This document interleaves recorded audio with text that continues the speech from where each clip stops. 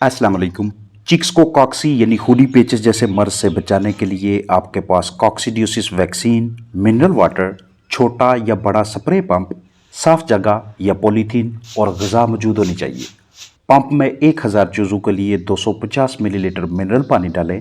Vaccine vial के ऊपर से एल्यूमिनियम फॉयल और रबर उतारें और वैक्सीन खाली बोतल में डालते जाएं। फिर बोतल में मौजूद वैक्सीन को स्प्रे पंप में डालकर पंप में प्रेशर बनाएं। इसके बाद इतनी ग़िज़ा पे स्प्रे करें जो चिक्स 2 घंटों में खा जाएं।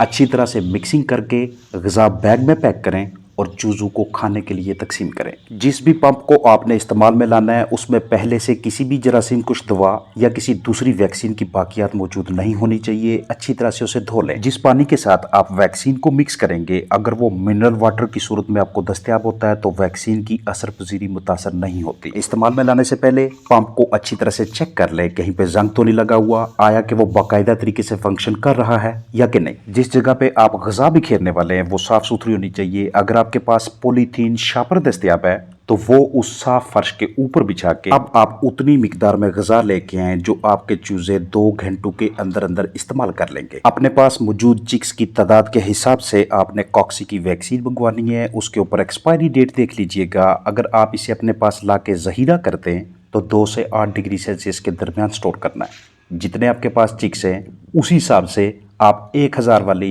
या 2500 बर्ड्स के लिए या 5000 चिक्स के लिए इस तरह की वाइल्स अपने पास दस्तयाब रखते हैं। किसी सायादार जगह में उसी डब्बे के अंदर ही आप पैकिंग में से इन तमाम वाइल्स को बाहर निकाल लेंगे।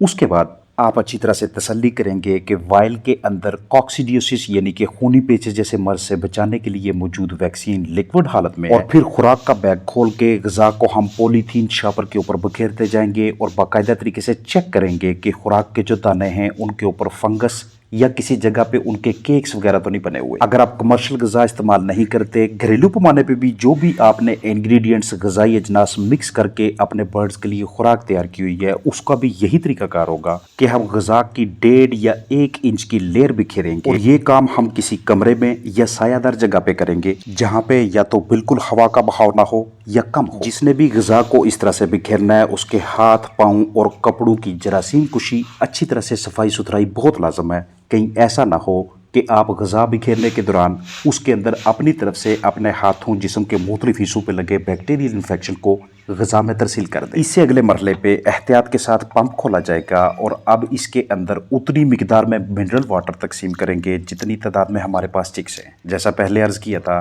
कि अगर 1000 चिक्स हैं तो 250 ml या 250 cc मिनरल वाटर को आप इस पंप के अंदर डालेंगे। इसी हिसाब से आपके पास मौजूद बर्ड्स की तादाद कम या ज़्यादा है तो आप इस पानी की और वैक्सीन की क्वांटिटी को भी उसी के मुताबिक एडजस्ट करेंगे। खाली प्लास्टिक की बॉटल्स को संभाल के रखिएगा क्योंकि अभी हमने इनके अंदर वैक्सीन डालनी है। इसके बाद वैक्सीन की वायल को अपने हाथ में पकड़ के सबसे पहले ऊपर लगी हुई एल्यूमिनियम फाइल पे मौजूद एरो के निशान को फॉलो करते हुए सबसे पहले एल्यूमिनियम फाइल को उतारा जाएगा। उसके बाद नीचे जो रबर मौजूद है इसको किसी सायादार जगह में उतार के इसके अंदर मौजूद वैक्सीन को बोतल में डालते जाएंगे। जहन में रखिएगा कि इस सारे प्रोसेस के दौरान किसी भी किस्म की कंटेमिनेशन वैक्सीन या बोतल तक नहीं पहुंचनी चाहिए। अगर ऐसा हो जाता है तो ये वैक्सीन सही तरीके से काम नहीं करेगी। आगाज में चिक्स को प्रोटोजवा से महफूज रखने के लिए उन्हें डायरिया, बुखार, कमजोरी, कम भूख प्यास और अमवात से बचाने के लिए और इसके साथ साथ उनकी इंटेस्टाइन्स यानी कि आंतों के अंदर मौजूद म्यूकोजा को सलामत रखने के लिए, ओवरऑल खूनी पेचेस जैसे मर्ज से बचाने के लिए ये एक इंतहाई लाजमी प्रोसेस होता है कि आप अपने फ्लॉक को कॉक्सीडियोसिस की वैक्सीन करवाइएगा। आप इसे दूसरे, तीसरे, चौथे, पाँचवें, छठे दिन यानी कि पहले हफ्ते के किसी भी डे पे अपने बर्ड्स को करवा सकते हैं।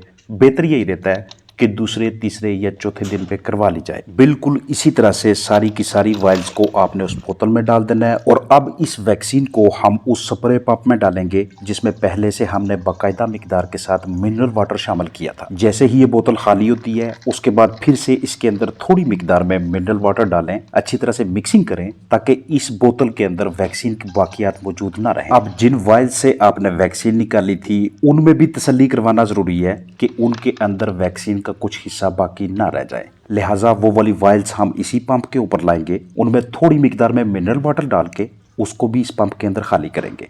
इसी प्रोसीजर के तहत जितनी भी वैक्सीन वाली वाइल्स हैं सब के अंदर ये तसल्ली करवाना जरूरी है کہ ان میں ویکسین کی باقیات موجود نہ رہیں، کیونکہ آپ نے اپنے پاس موجود برڈز کی تعداد کے حساب سے ویکسین کی باقاعدہ کوانٹٹی منگوائی ہوئی ہے، لہٰذا کمی بیشی نہیں ہونی چاہیے۔ اب اس سپرے پمپ میں منرل واٹر اور ویکسین ان دونوں کا امیزہ موجود ہے، تو اب اگلے سٹیپ میں اس کو اوپر سے اچھی طرح سے ڈھانپنا، کور کرنا ضروری ہے تاکہ اس قدر ایئر ٹائٹ ہو جائے تاکہ جب اس کے اندر پریشر پیدا کیا جائے گا تو ہوا باہر نہ نکلے۔ پریشر جنریٹ کرنا اس لیے ضروری ہوتا ہے تاکہ جتنی بھی مقدار میں ہم نے اس کے اندر ویکسین اور منرل واٹر مکس کیا ہوا ہے اس کو اچھے طریقے سے ساری کی ساری غذا کے اوپر باقاعدگی سے سپرنکل کیا جا سکے، بکھیرا جا سکے۔ 1 لیٹر پانی کو سپرے کرنے کے لیے یہاں تک کا پریشر کافی ہے۔ اس کے بعد آپ نے وہ والی غذا جو اپنے پہلے کسی پولی تھین یا صاف ستھری جگہ پہ بکھیری تھی اس کے اوپر اس طریقے سے سپرے کرنی ہے کہ ایک بھی دانہ ایسا نہ رہے کہ جس کے اوپر منرل واٹر اور پانی کا آمیزہ نہ لگا ہو۔ سپرے نوزل کو فیڈ سے کم از کم 1